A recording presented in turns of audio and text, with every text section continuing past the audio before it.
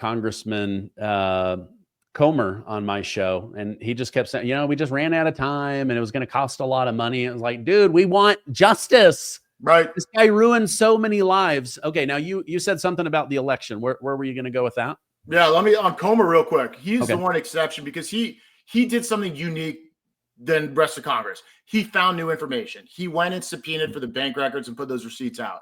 So he gets a star from us for doing that, whereas the rest of Congress found nothing new. The issue with Comer not being able to get it across the line is because he didn't have the backing of leadership. He wanted to go further. Now, I'm sure he was being polite on your show and saying we ran out of time. But the real story of that investigation is he was being undermined by people above him and on other committees.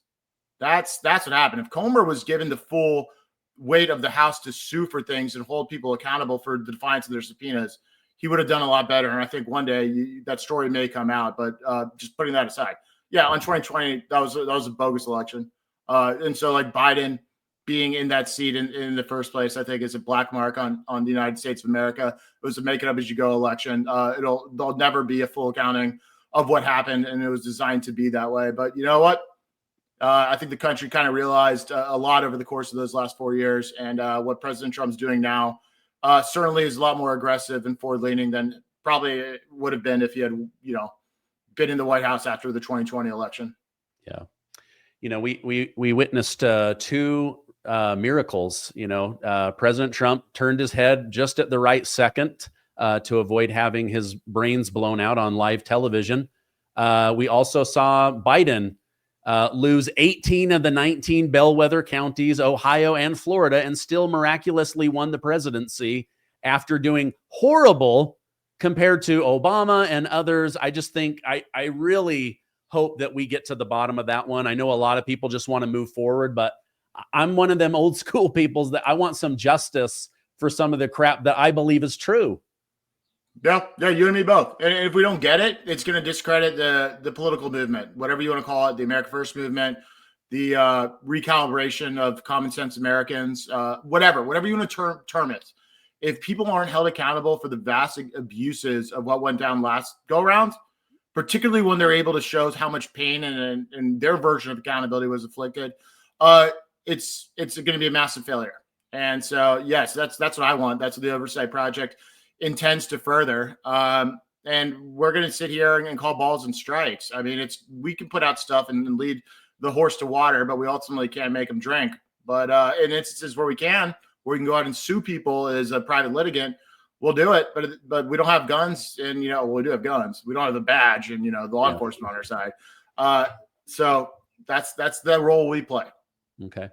You mentioned you guys have done over 100,000 FOIA requests. What other big news stories are you guys working on? Yeah, good question. So it's tough because there's so many different functional areas that we play in.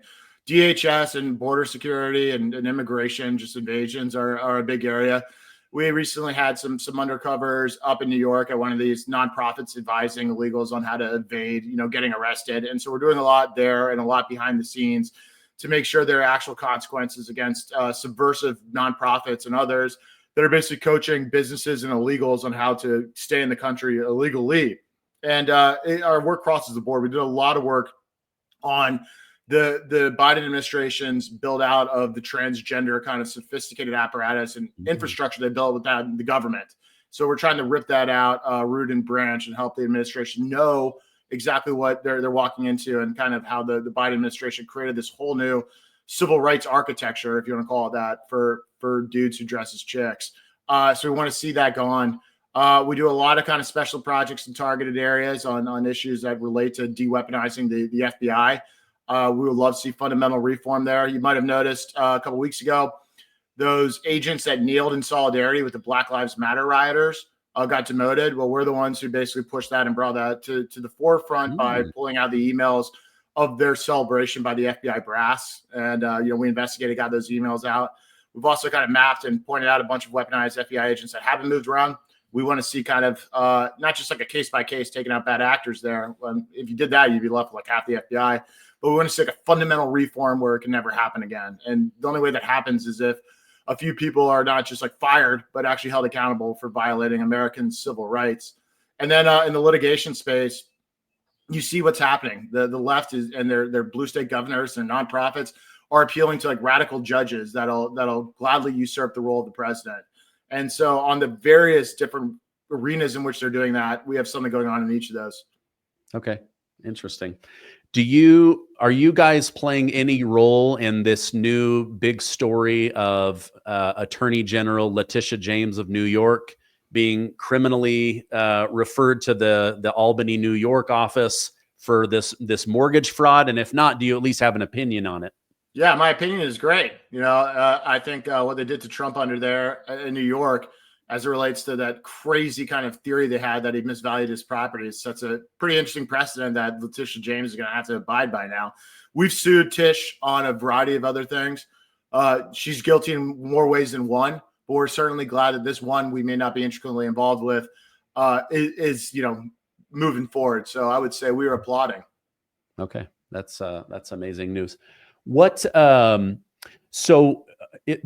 just going back to the auto pen story from the top of the show, is that going to have to go through like a federal judge, an appellate court, up to the Supreme Court, or what are the steps in order to get those officially reversed? Yeah, so the step is pick your person that received the pardon. Keep in mind, some of the people who were pardoned already admitted they were guilty. And the Biden DOJ has said in arguing against Trump's pardons before that receipt of a pardon is an admission of guilt. So there's an argument they've all already said, I'm guilty, and they've gotten rid of their defense. So what should functionally happen from a law enforcement perspective is you investigate the illegal activity and then you charge them. After you charge, and this will be DC probably mostly. So it'll be Judge Jeanine now that she's DC U.S. Attorney. It's going to be up to her. Charge them, and then the defendant will say, "Hey, why are you charging me? I got a pardon," and then you'll test that pardon in the court. There's also some other, and then of course it'll be appealed and go maybe even to the Supreme Court. But depending, who knows? Maybe it'll come out pretty quickly. Biden had no idea he was off the grid, et cetera, and it all falls apart. Or maybe the Trump administration decides to be benevolent and not charge him. I don't know. Another thing that could happen that would help the Trump administration, DOJ charges people, is Congress could subpoena everybody that received a pardon and then the people in the chain of command who gave the pardon. That could build out the evidentiary basis to go after those folks. But all sentences that start with Congress should never happen. So I don't want to daydream. I'm just pointing out that theoretically, if we had people who didn't work just 3 days a week and they didn't spend half that time at donor lunches and dinners and on cable news, theoretically they could. Okay, but don't put your hopes in it. Just know that there is something that is not being done that could be done. Okay, you just you just prompted another question. So let's say Fauci or Hunter Biden, just to name two names. When they were first pardoned, I had Alan Dershowitz and some other legal people on, and they were saying this could actually be really bad. Congress can now haul them in and remind them that they cannot perjure themselves or they break a new law and that they are protected, but now it's time to sing and give up information. But that's not happening either. So is this just all about getting good clips for YouTube from members of Congress and lawyers? Yeah. The system's fundamentally broken. I know that. I used to work in it as a staffer. I was on to the joke before others.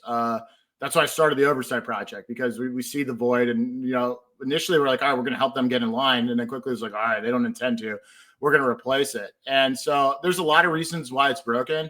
And there are people who want to do good, but the system isn't designed for them. I think the Democrats are way better at it because they're unified. They're a structured apparatus. They take outside help. They work with they're basically the medium through which smarter, more qualified lawyers and other intelligence operations can work through by using their authority.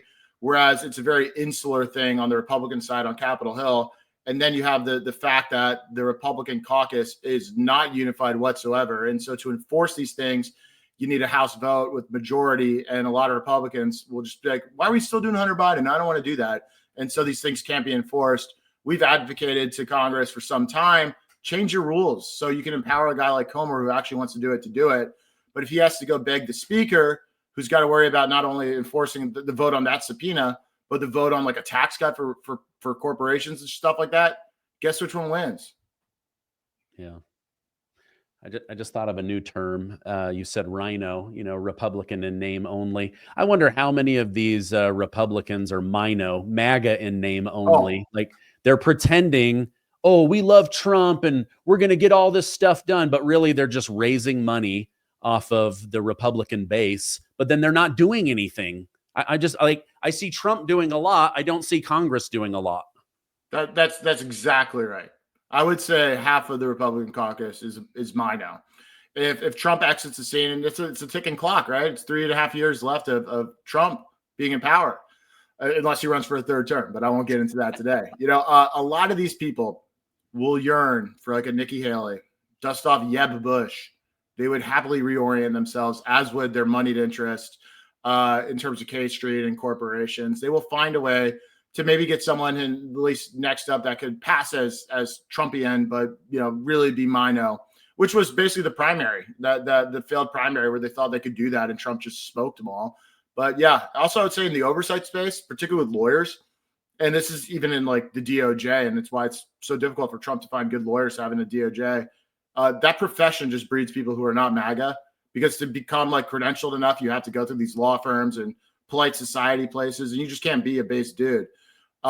And so like on Capitol Hill, the lawyers that try to enforce these subpoenas, I would say half of them even voted for President Trump in the primary. And that's because I know a lot of them.